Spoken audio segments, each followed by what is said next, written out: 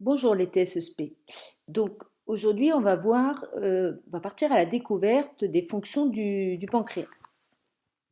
Allez, c'est parti. Donc le pancréas, tout d'abord on va le situer anatomiquement. Donc c'est un organe qui se situe sous l'estomac. Voilà, et au niveau de la flèche. Ensuite, si on va regarder d'un petit peu plus près sa structure, on voit qu'on a cet organe en forme de langue allongée comme ça, donc situé sous l'estomac. Le pancréas est un organe particulier dans la mesure où il présente deux fonctions. Il a une fonction qu'on appelle exocrine et qui consiste à sécréter du suc pancréatique, donc qui contient des enzymes digestives. Et on parle de fonction exocrine parce que ce suc pancréatique va être rejeté dans le milieu extérieur, c'est-à-dire ici au niveau de l'intestin grêle. Vous voyez sur le schéma au niveau du canal pancréatique, c'est là que le suc pancréatique est libéré dans l'intestin grêle et agira dans l'intestin grêle.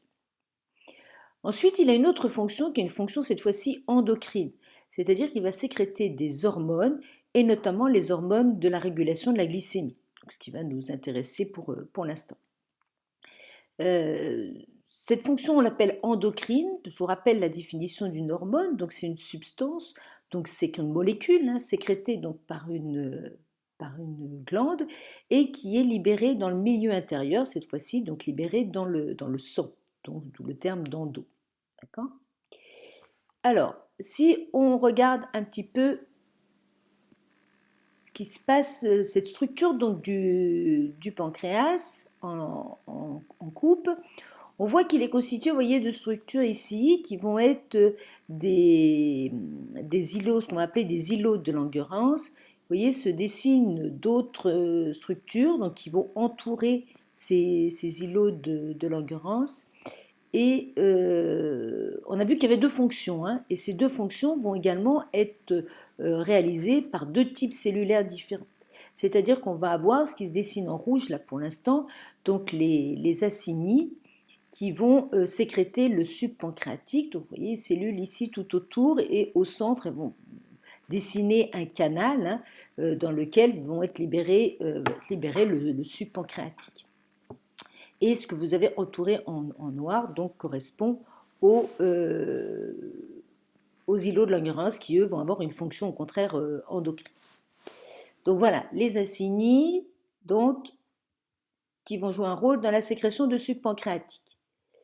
Là, on a les îlots de Langerhans qui, eux, vont jouer un rôle dans la sécrétion d'hormones. Donc ici, on verra insuline et glucagon. Le petit point bleu que vous avez représenté ici dans les îlots de Langerhans correspondent à un capillaire sanguin. On en reparlera par la suite.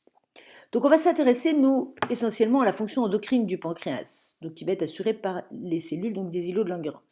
Si je reprends la coupe des îlots de Langerhans, là je m'intéressais uniquement à eux, je vais laisser les acinies de côté, ça ne va pas nous intéresser pour la régulation de la glycémie. Je vois qu'à l'extérieur, je vais avoir en fait, à l'intérieur de mes îlots de Langerhans, j'ai deux types de cellules. Je vais avoir des cellules alpha qui, elles, vont être périphériques et des cellules bêta qui vont être centrales. Et je retrouve toujours mon petit capillaire sanguin. Dans la mesure où, je vous rappelle, ces cellules vont sécréter des hormones, fonction donc endocrine, une hormone va être libérée dans le sang, donc le pancréas va être un organe qui va être assez richement irrigué pour pouvoir déverser donc les hormones sécrétées dans le sang. Alors pourquoi deux types de cellules, cellules alpha, cellules bêta? Tout simplement parce qu'on va avoir deux hormones différentes au niveau de sécrétées donc par les îlots de Langerhans et qui vont jouer un rôle dans la régulation de la glycémie.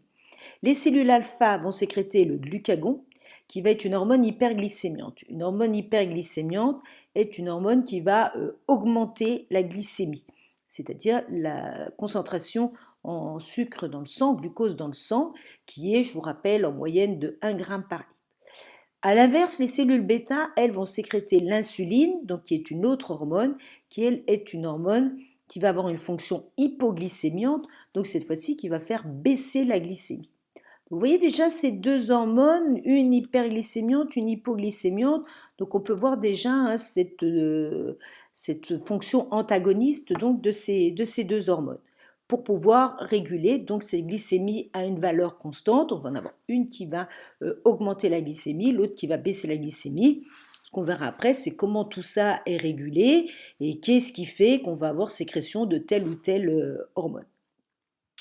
Bon, pour l'instant, on va s'intéresser à l'observation donc de biopsie de pancréas d'individus diabétiques. Et votre travail va être de déterminer de quel type de diabète vont souffrir ces deux individus. Voilà, allez, bon courage!